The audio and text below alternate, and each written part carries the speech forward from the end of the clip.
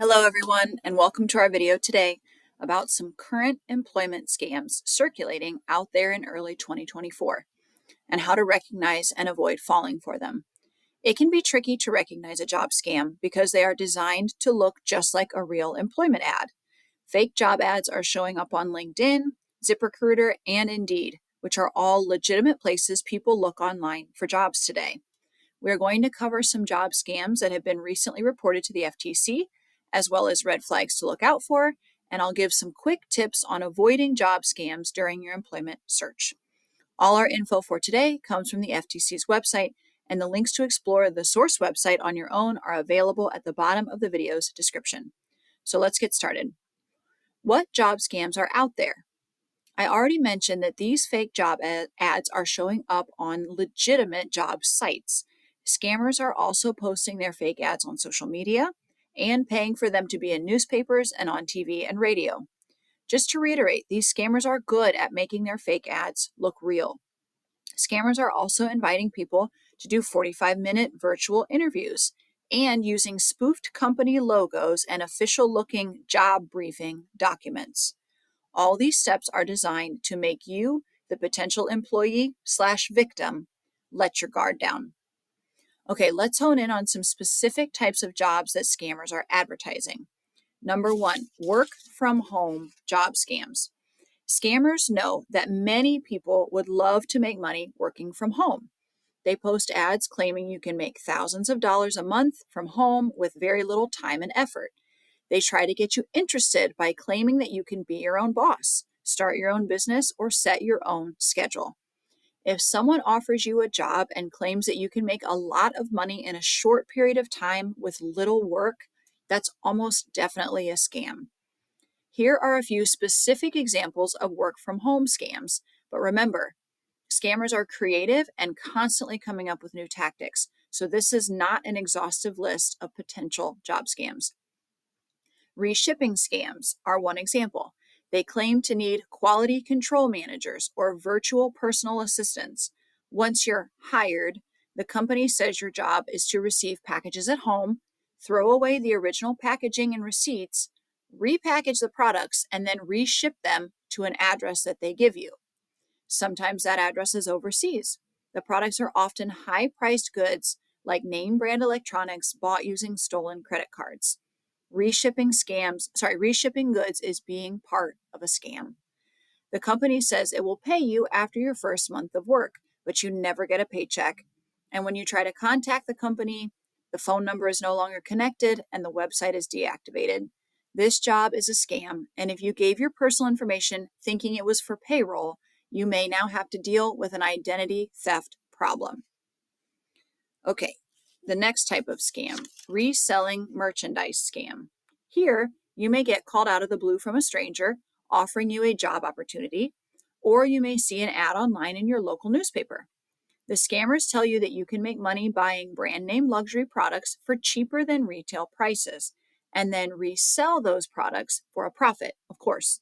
But once you pay for the products, the package never arrives, or when it does, it turns out to be junk. And the scammers have your payment info, your credit card information, etc., that you used to purchase the items in the first place. Okay, number 3, Nanny, Caregiver, and virtual personal assistant job scams. Scammers are posting fake ads for these jobs on job sites, or they send emails pretending to be someone local from your community. If you apply, the person who hires you may send you a check and then tell you to deposit it.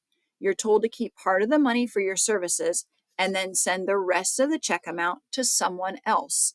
This is a scam. A legitimate employer will never ask you to do this.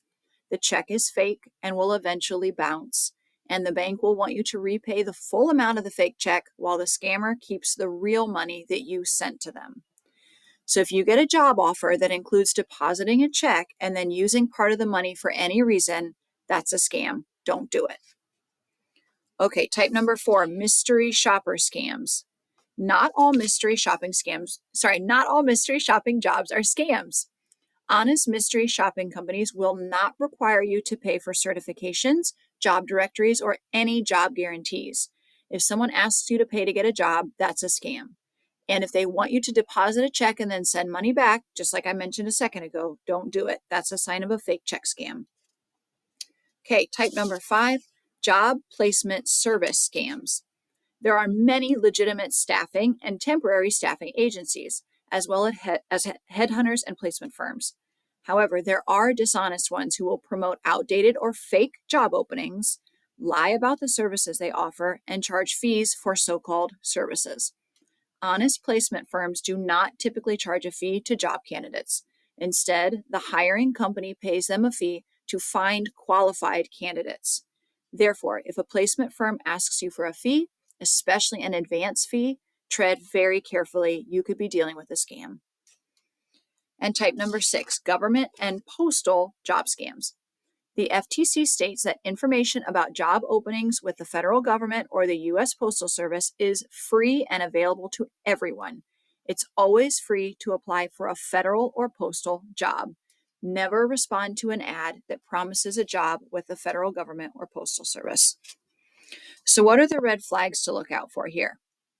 The first red flag, everything moves with lightning speed. As soon as you've applied, the so-called employer wants to schedule an interview. You're hired quickly, and the new employer, before giving details about the job, immediately wants your driver's license, social security number, or bank account to fill out your employment paperwork. Okay, that's a red flag. They don't even tell you that much about the job, and they want your information. That could very definitely be a scam. Red flag number 2. The new employer wants you to use Signal Messenger or another text-only app to communicate with them. So if they want you to change the communication method, be very wary. That could be a red flag of a scam. As mentioned earlier, tip number 3, just to reiterate, the new employer wants to send you a check to cover expenses, and then they want you to send a portion of that money back to them or on to someone else. That's a red flag.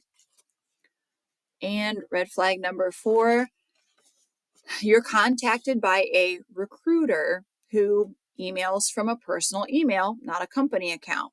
It should be at companyname.com, not at gmail.com or at yahoo.com. So if you're getting an email from a recruiter that's from a personal email address, be wary. If you have a recruiter who pushes you for money with a fake invoice for equipment, like a computer, or for training that they'll order but you have to pay for first, that's a red flag. And last but not least, if you have a recruiter who asks you to pay for the training or equipment using mobile payment apps like Cash App, Zelle, PayPal, with the promise of reimbursement later that will probably never come, that is also a red flag. So if they want you to pay with a mobile payment app for a training or something that is going to happen in the future, just be very, very cautious with that. That could be a red flag. And then here are some general tips to protect yourself from these job scams. Number 1, if you're not sure if you're dealing with a job scam, contact the company using a phone number or website you know to be legitimate, not the one you got from a recruiter. Ask the company if they are truly hiring for the position that you saw online. If they're not hiring, it may be an old ad that scammers are reusing to dupe people. Tip number 2, do some research before you apply. Look up the name of the company or the person who's hiring you along with the words scam, review, or complaint. See if others have had a negative experience with this company. And if no complaints are present, unfortunately, that still doesn't guarantee that the company is honest. But complaints can be an easy tip-off. The bottom line is, if you can't verify the job opening in the first place, it could be a scam. Tip number 3, talk to someone you trust. Describe the offer to them and ask them what they think. This also gains you some time to sit on and think about the offer and decide if it seems fishy or too good to be true. Tip number 4, never pay for a job or for equipment. Honest employers won't ask you to pay up front, and they won't send you a check, tell you to deposit it, and then send them part of the money. Those are scams. Tip number 5, don't pay for the promise of a job. Honest employers, including the federal government, will never ask you to pay to get a job. And tip number 6, never bank on a cleared check. As previously mentioned a few times earlier, no honest potential employer will ever send you a check to deposit and then tell you to send back or send on part of the money, or to buy gift cards with it. The check will bounce, and the bank will want you to repay the amount of the fake check. The FTC does offer further information on their website about finding a job, as well as some safe and reliable sources for job offerings. They also outline the steps you should take if you discover that you have paid a scammer already. I encourage you to visit the source websites to research this topic for yourself. And remember, you can always take a step back and a breath.